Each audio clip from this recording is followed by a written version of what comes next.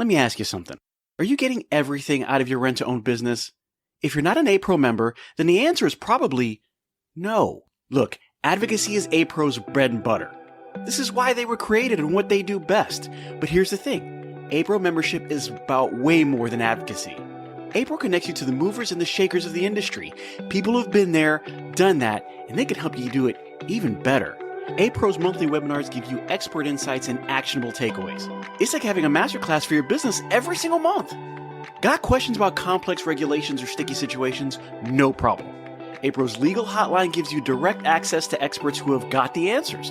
That's a peace of mind that you can't put a price on. And let's not forget the resources, news, updates, and tools that keep you ahead of the curve. Scholarships for your team? Check. Disaster relief when you need it most? Double check. A-Pro is your ultimate support system in the rent-to-own world. So stop settling for less. With A-Pro, members get more. More support, more connections, and more success.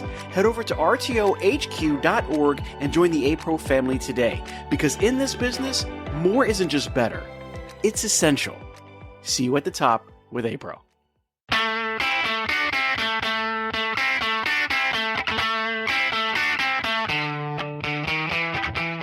Hey everybody, it's Pete at the RTO Show here. So glad that you're here with us. I want to take some time and let you guys know. We all know that we're feeling the collections crunch. It's right before tax time, and now is a good time to talk about it and see what we can do about it. And the reason that I have this guest on today is because he knows this better than most. James Harvey's here. He's from Buddy's Home Furnishings, the Buddy's Mac Holdings, the franchise, and he's all the way from Oklahoma. How you doing, James? Doing great, Pete. Listen, I don't think there's a person out there who isn't feeling a little bit of the crunch. I know there's some stores out there, there's some companies out there that are doing better than some, but I think most right now we're feeling it. 2024 started, it didn't come on as I thought it would, right? So we're all feeling that crunch. And I think this was a great time to talk about collections. I couldn't think of a better time to do it. Now, there's always the ins and outs. We got to worry about, does one law pertain to one state versus another? But I think the general overall view of how we tackle credit is how we tackle credit, right? And you've done a great job. You've come in. You've been a regional now for how long? Since August. So what is that? Maybe 6 months, 5 months. So you come in new to the regional situation, but you've been in rent-to-own for a long time. And you apply what you've learned and really turn that market around. Now you're at over 90% collected as far as rental revs for this particular, the end of last quarter, the beginning of this quarter. And I'm telling you, you're killing it. And what everybody wants to know is, how do you do that? So how is it that you do? I mean, what do you do when you first come across these things and you tackle it? You're like, I'm coming into a new region. I'm actually not just new to being in the region, but I'm actually new to being a regional. And you take them by the horns. What's really the first thing that you do? Like, do you look at the teams? Do you look at the files? Do you look at the calls? What is it you tackle at first and kind of rope it all in? Well, with what I did is I got with the GMs in each store, and I tried to develop some type of relationship with them to let them know I'm there to help them. I'm not there to put in my way of doing things. I'm there to help them and, build a relationship with them that we win together. So it's important. It was important to me that they know that everything I ask of them or speak with them about of changing certain processes was to help them get better. It wasn't to make things more difficult or to add any more stress than what they already were going through on a day-to-day business. It was to make it easier for them. And once I was able to get them to understand that I'm there to help them, and I'm going to be side by side working with them, actually helping them with their accounts, helping them with their store, it made a big difference to where they allowed me to, to kind of, they started responding, and they were willing to do the things that they weren't comfortable with. So it was basically just making a connection with them and letting them know that I'm with them, I'm helping them because I want them to be better, and we're in it together. That was basically the first approach, was just get them to understand that we're a team. It's not me just telling them what I need them to do. It's me helping them achieve it. I think team building is going to be the biggest thing, right? The culture that we have inside the place. inside our four walls, inside our locations, only helps foster what we need them to do. But then you go in and you build those relationships. Where do you start at? I mean, so we build the relationships. We're talking to them. We get them to understand that we're all on one team. Where do you start finding the kinks in the armor as far as the credit belongs? Where is it that you first go to? Usually, in pretty much every situation, it's upfront with the sales program. There's some kind of breakdown in the sales program that carries over into the credit. It's either bad order forms or not enough information for the credit team to work with when when the customer goes past due and is not responding. So they're limited with who they can contact on references because it's just a bad order form. Sometimes it's agreements that are added on to customers that are already having a hard time making their payments, and we just made it worse because all we were interested in at the time was an extra sell. We weren't looking at the bigger picture on hey, we're overloading this customer and it's going to cause a problem down the road. So usually from what my experience was, I noticed that most of the credit issues start with the sales program. Just some kind of kinks in that armor with the sales process. I mean, that's true. That's where everything starts, right? In the sales process. Yeah. Okay. Yeah. So you walk in, you're taking a look at the sales process. Now, is that kind of like that third eye, third ear? You're just kind of like listening to what somebody does at the counter and watching the way they build their order forms? No, it's, when I first started with the stores, I went in, sat side by side with the credit team, started pulling files on customers that they had no contact with, or they were having a hard time getting them to return their phone calls. And I would look at the files and I'd see missing information, possibly where, they only had two references and both references were someone that wasn't closely related. So they didn't see them very often. Or, it was, you look at the account and you see, like I said, they're overloaded. Why did we add on a living room set to a customer that already has 5 agreements that was already, past due the last 6 payments in a row? It just didn't make any sense.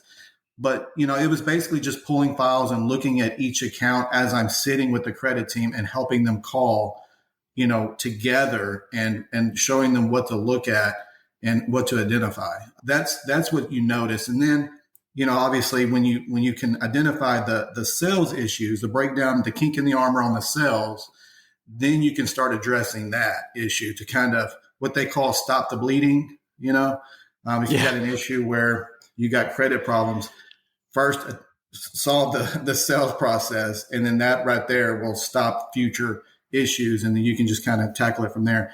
But yeah, it's basically just looking at the accounts and pulling files, and you can just see it firsthand. So I've seen this with you particularly, which really amazed me because a lot of people feel like when you attack the sales process, and we're not saying attack, but correct and get focused on, we start saying, okay, guys, you can't just take any kind of order form, right? You have to look at how many accounts they have. You have to look at what they have. You have to look at the payment history as well, because it's great, right? It's great when you don't have a sale and you get that win. You get somebody on the phone, they say they want something, boom, you want to lock it down. Right. But then you got to really make that educated answer, right? You got to make that educated decision, like, is this a really good idea? And then on the sales side, what you're going to always hear is, well, you're going to slow down my sales and we're not going to be able to sell as much, which means that we're not going to be able to grow. But then what I've seen, especially in your region, is that you can put out maybe 25% less deliveries per week and still grow on that because the collections are tight. Yeah, you're right. It's that chasing your tail, where if you have credit that is not in line, you're constantly having to return accounts to get it in line because you're having a hard time collecting on it. So you're doing extra returns, trying to hit a number, which we all know that's not the best way to solve an issue. But Absolutely. It happens. They chase numbers. They do a lot of returns that are unnecessary.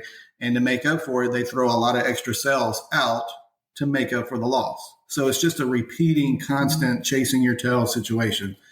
So you really have to have the sales team buy in also, saying, hey, listen, us doing this together is going to make it easier on you also. If you have quality sales, sales that you have less risk, you lower the risk on the sell, you have a higher chance of collecting on it, and you do not have to work as hard to try to get as many sales. You can concentrate on quality rather than quantity. So it's basically getting both departments to buy in and work together, because like you said, a lot of times they work against each other, right?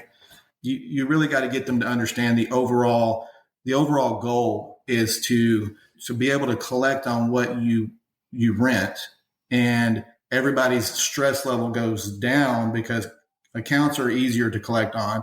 Sales are easier to grow because you don't have to put out as many sales because you have less charge offs, less returns. It's basically a win-win if you get everybody to understand it and buy in together, which is kind of tricky, but that's the key, is just getting everyone to understand and work together on that. Let's take a quick break. Hey everyone, it's Pete Chow here from the RTO Show podcast, and I want to tell you about a company that's making a real difference in the rent-to-own space, Wow Brands. I've seen firsthand how they approach marketing, and let me tell you, it's not just about ads. Wow Brands builds complete digital ecosystems designed specifically for the rent-to-own industry. Their e-commerce and lead generation strategies are built to bring in qualified leads. And did I mention that they are actively working with the rent-to-own industry while also being members of APRO and TRIB? Listen, these folks are passionate problem solvers. They don't just slap something together. They design, build, and scale the kind of digital retail tools your business needs and your customers actually want. So if you're serious about growing, reach out to Wow Brands at wowbrands.com.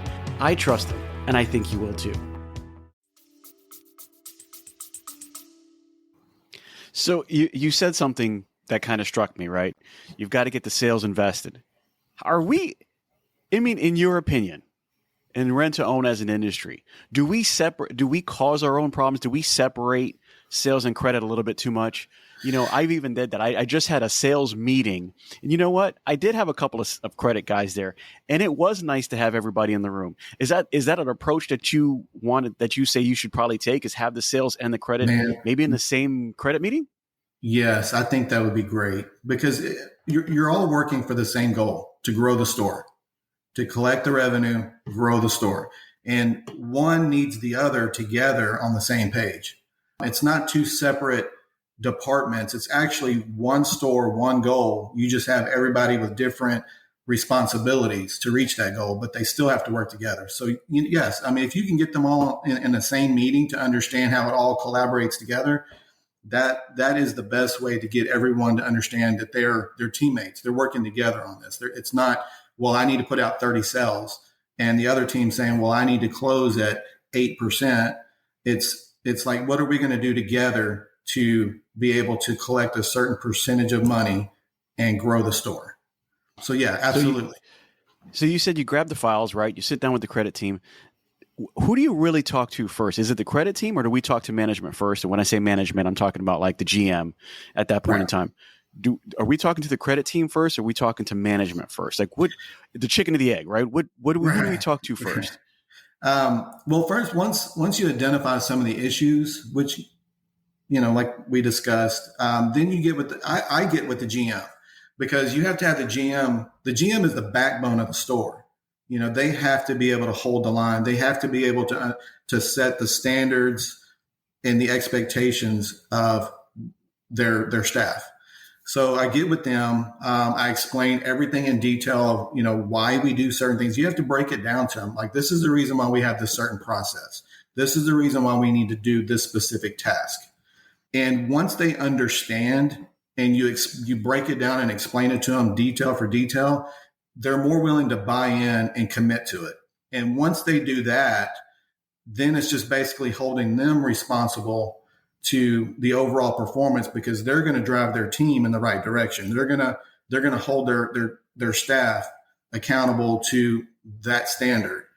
Yeah. So, first I would get with the GM and definitely get them to buy in, because if you get with each individual, staff member, the credit team, they can be doing things the right way, but who's in the store most of the time? The GM. If the GM is taking, certain payments or certain commitments from customers that are not what was agreed to by the credit manager or the credit team, then you're working against each other. So you really have to get the GM to buy in first, and then hold the line, and then hold everybody else responsible to that standard, to that that process. That's what I found personally that seems to work the best. Starting with the GM. Yeah. Something I've noticed in today's time, and I'm not, these times present different challenges than they did 5 years ago or 10 years ago. And talking to a lot of different regionals and a lot of different people in the business, there's a lot of friction when it comes to collections. It's just part of what we do. We have to have those tough conversations. But unfortunately, we're almost like in a frictionless time where people don't want to have those aggressive conversations or those straightforward conversations. They're a little bit difficult to have, right? Right. It's another thing to come in and teach you how to make these calls or whatever the case is. But now you come across somebody who's dealing with a difficult situation in their life. They feel like they've invested enough money into their product. They're not interested in closing it. Now we've got to have some tough conversations. How are you addressing that? I noticed that a lot of our new hires, a lot of our younger generation, they're not so much for those complicated, difficult, straightforward conversations. How do you train for that? How do you get them around that? There's a way if you get them to understand that we provide a service for our customers. We do make their lives easier. We provide them with products that they wouldn't normally be able to acquire outside of our industry, right? We offer service, everything. So we provide them with the service. And when they're upset or something happens to where the customer is hard to deal with, if we get them to understand, listen, we're here for them. We're trying to help them. We want to make things easier for them. We want to keep providing them with that service. It's easier to diffuse a situation when you help them to understand that you're with them. You're trying to help them. You have options to make it easier for them. It's not, hey, you need to do what I've already asked you to do, and or else. It's not something that you can't get caught up where the customer is going to be angry, but you have to get them to understand that you're trying to help them. And it's easier to diffuse a situation once they understand that you have options to help them and to make it easier for them. It pretty much always works out in the right direction. They can bring down their barriers. They're willing to listen, and they're willing to they're not going to argue as much. They're not going to be so upset. It's easier to connect with the customer when they know that you're here to help them. You're not a bill collector just trying to make it harder on them. You're actually you have a relationship with them. You're trying to give them options to make their life easier. You got to bring that genuine approach.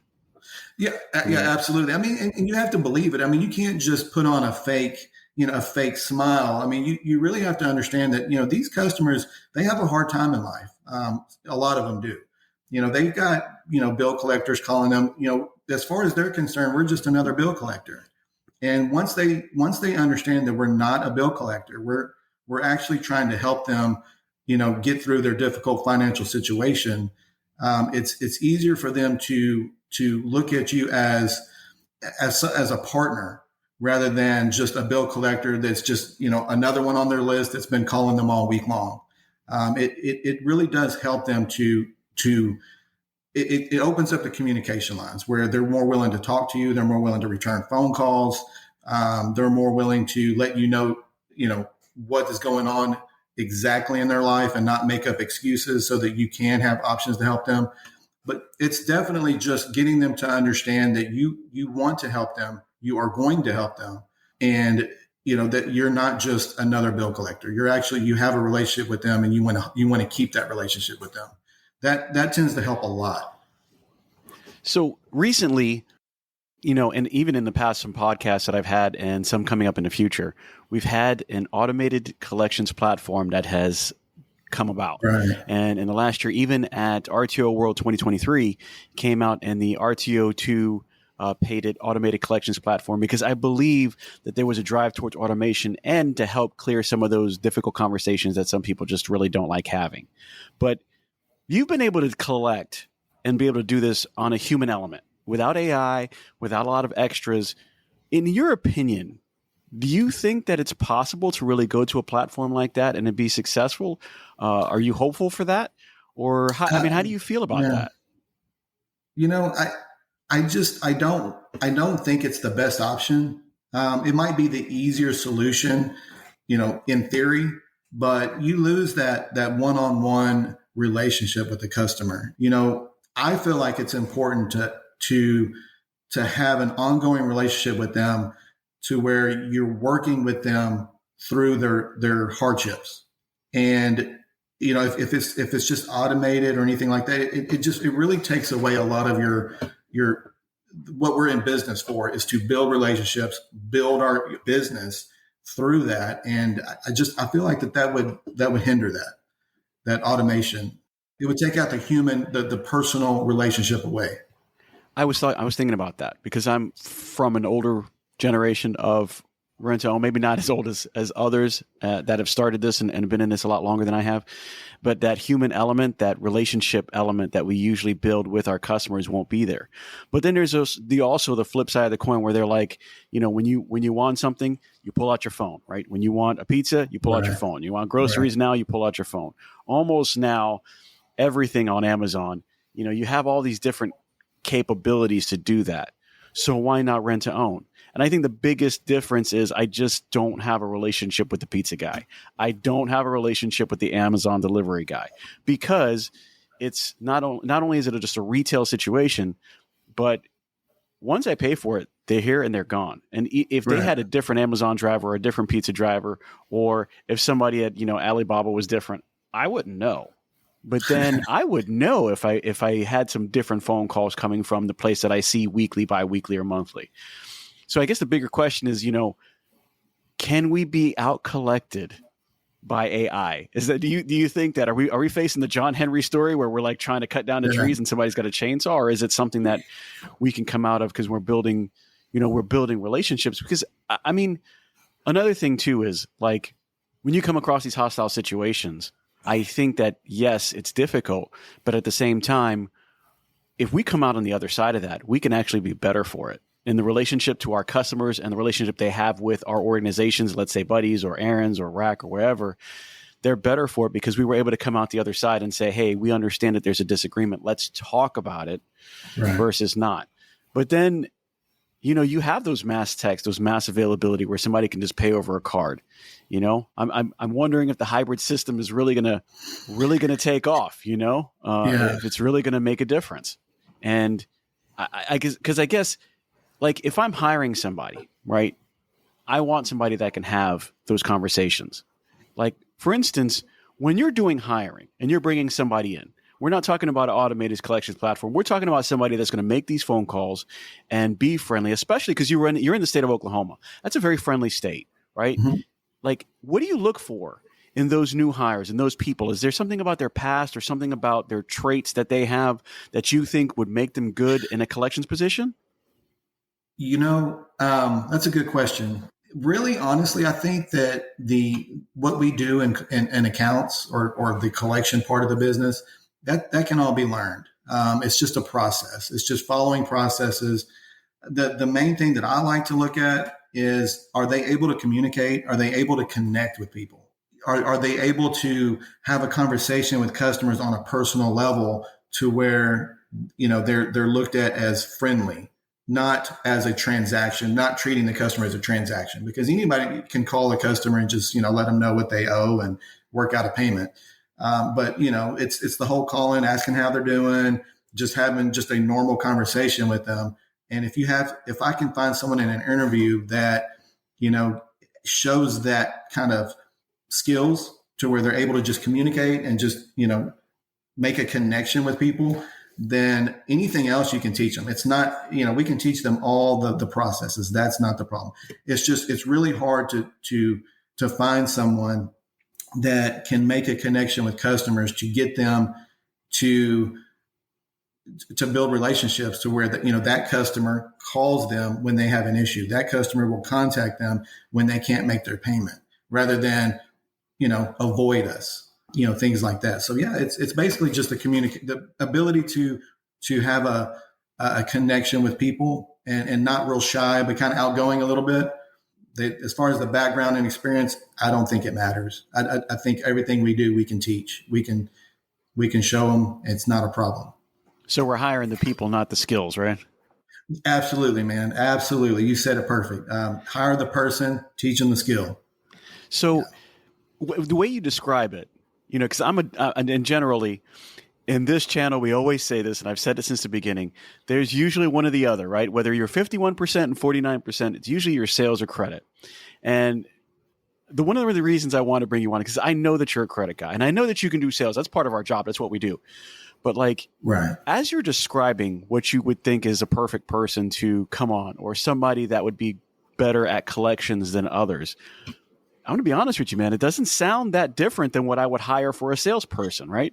You can't necessarily bring Right. somebody in and say, you're a salesperson innately, but I can teach that. What I can't teach is the interpersonal skills. Do you really think that there's a difference when you're hiring between somebody for collections and sales? Because it sounds like they're both the same, but you're collection driven. Do you believe that that person looks different inside, that interview room, or is it the same person and we're just training them to skills? I think it's more or less the same person, just someone to make connection with customers, be friendly, be talkative, just that personal approach. But with the sales thing, you have to have some kind of ability to hustle. You know that in sales you have to show some kind of track record or history of being able to hustle and get things done. In credit, it's all about communication. So, but it is a lot of the same personality traits. But with sales, there's more active, needing to get things done, and the ability to some kind of history to where they show that they have a track record of hustling, basically. In your opinion, you're sitting there in an interview room. What is the one thing that you're looking for? Like the top notch, top on the list. What is something that you're going to say, this trait is the one thing that I'm for sure looking for? Let's say I've got a collections person that's coming through the door. I want to make sure that guy or that gal has this. If they have the ability to make me laugh, believe it or not, just somehow enjoy being around them, I think they would be great, because that to me, it diffuses a lot of the issues we have, with customers being upset, being frustrated. If they have that ability to make a connection with them and make them, joke around with them, make them laugh, just make them feel comfortable, I think that goes a long way with accounts. And so, when I'm interviewing someone, if they can do that with me, I'm like, man, this person, they're gold. You give them a chance. It's just being able to make people feel at ease. That's a big trait. That's something that I look for. I'm going to tell you right now, I didn't see that coming. I'm glad that's some words of wisdom. Recently, talking about words of wisdom, I know that you were on a conference call with some of the other regionals and some of the bigwigs as far as how are you getting it done, which was almost like the starting catalyst of why I wanted to get you on the show. They wanted to pick your brain. Well, I mean, what was that like? What was that like being on a conference call with everybody kind of like focusing in on you and going, hey, man, what do you got to say?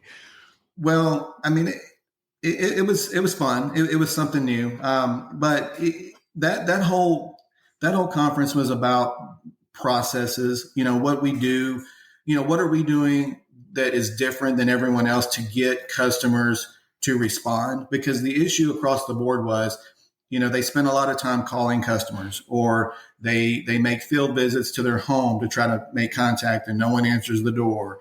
So that was the main issue across the board, just the lack of getting customers to respond.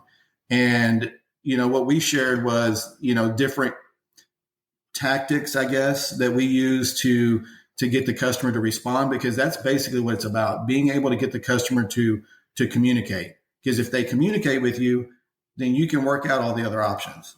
It's when they ignore you, that makes your job harder, because you have to call them every day. You have to go out to their home. You have to do all the things that we don't like to do. So it was basically that conference was about different tactics and processes to get customers to respond, to where you wouldn't have to invest so much time in accounts, chasing after people. You actually have them coming to you instead of you having to chase after them. Is golden nugget time. What do you got? What's one tactic that James uses that it can be a universal savior for some of our listeners out there? Honestly, it's really not anything groundbreaking. It's just, like I said, when you finally make contact with that customer that you've been trying to get in touch with, whether it's them on the phone or they come in the store to make a payment, to make their payment, before you make that transaction, after you speak with them a little bit, you need to address that whole lack of communication. That, to me, you have to bring that up. You have to have that uncomfortable conversation with them, like, hey, Pete, I've been calling you for the last 6 days and I can't get you to return my call. Is this your right phone number? Is something going on to where you're not able to call me sometime in the last 6 days, because I have to have communication with you. Usually they'll respond with, well, I've been busy, or, whatever the excuse is. You got to take away the excuse and say, well, listen, we're here from 9 a.m. till 6 p.m, 6 days a week. At some point you can call me on your lunch break or something, at some point in the day. And just let them know, I have options to help you, but if you can't communicate with me, I don't have any options. I can't help you. And, that was one thing as far as that, just addressing the lack of communication. But it was also when you leave messages, if you have a customer that is what I call a habitually late customer, someone that, they pay you, but they don't pay you on a set day. They pay you kind of different sporadically, but they're usually late all the time. And, it's just different messages. You can leave a message, just saying, hey, I need you to please give me a call. We have a scheduled return for your washer and dryer today. It's something simple like that. Usually that gets them to say, well, why are they trying to pick up my washer and dryer? It's only 5 days past due.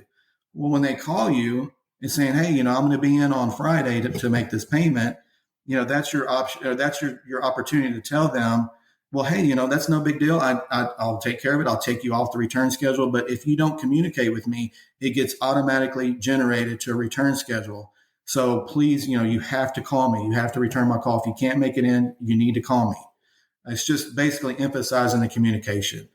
That was the main thing, but also it was making sure you put notes on the customer's account, everything that you're doing, so that whoever answers the phone, whoever is taking their payment, can see what the communication, what you're asking. Like, customer needs to do an update.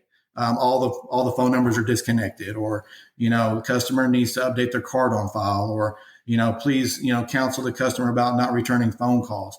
Whatever it is, you have to put those notes in there, because someone needs to have that conversation with them. You can't just have them ignore you, for a week or even 2 weeks, come in, make their payment and leave, and then turn around and do it all over again. You have to have that conversation to address it. That was mainly what that whole conference was about, just different tactics on that.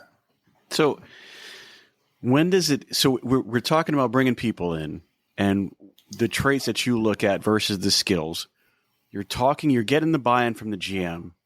You're getting the guys to understand what you do and why you do it and what the point is behind it.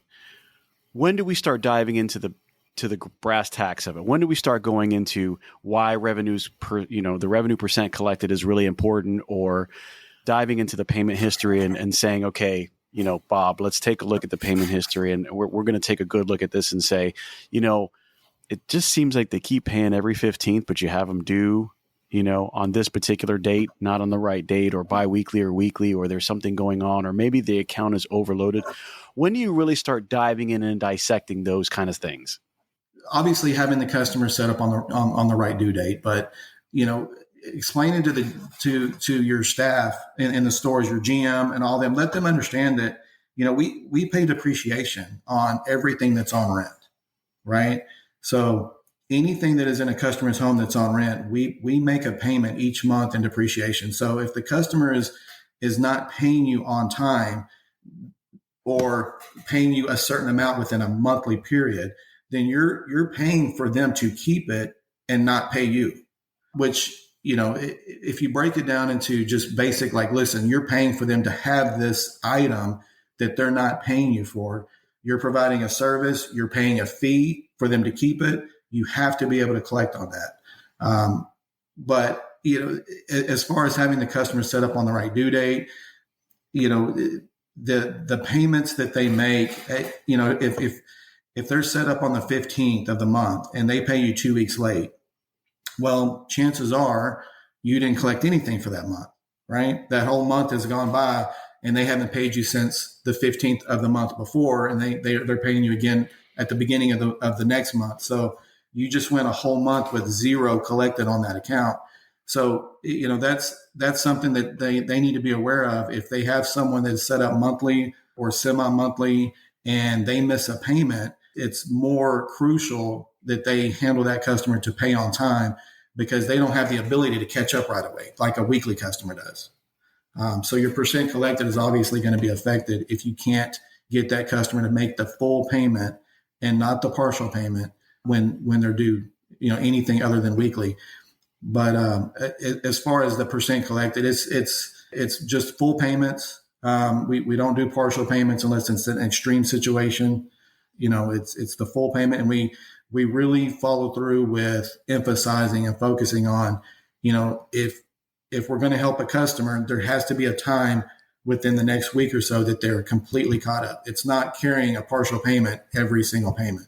They have to get caught up because, percent collected, what we collect each month is what pays the bills, right? It affords inventory, it affords salaries, and it's what makes our business go.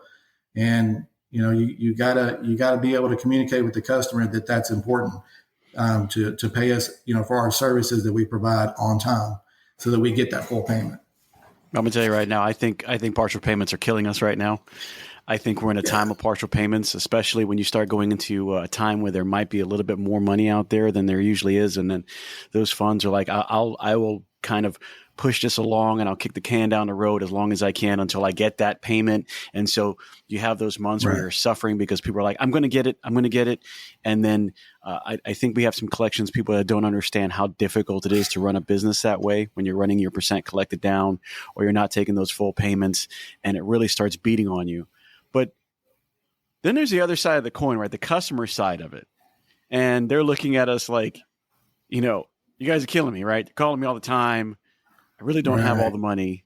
And I think that's where it goes back to the sales, and we go, well, we shouldn't. We maybe should look at ourselves and say we maybe should have not overloaded that situation, or we should have looked at it a little bit better. But I think that's where the preconceived notions of rent to own come in, because I love this business. When you're in this business, there's a lot of great people I know that are in this business. A couple of my mentors are in this business, a couple that aren't, but they know what I do and they know how I feel about it. But what do you come across as somebody who's really invested in collections? What are some of the misconceptions? What are some of the things that you hear out there that you're like, wait a minute, whoa, that's not even close to what's going on? I think that they think that we beat customers up, that we overcharge them, and all we care about is money, or if they don't pay us, we're going to repossess our product.